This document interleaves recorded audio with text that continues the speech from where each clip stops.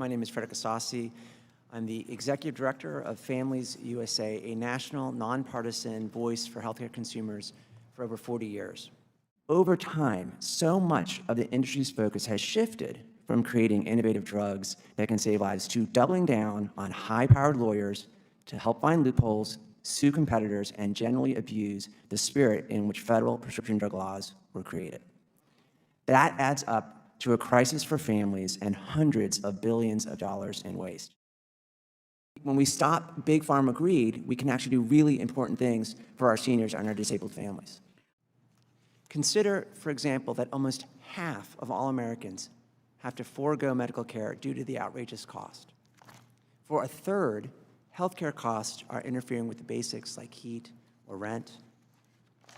And for over 40% of Americans, that's over 100 million people, they live with the crushing burden of medical debt. The people of Connecticut and people across this country are really breaking under the burden of healthcare costs. At the end of the day, what we hear today is that healthcare affordability is a crisis, right? It's a crisis for the federal government, it's a crisis for state governments, it's a crisis for employers who are paying for it. What we can't do is put that crisis on the backs of America's families.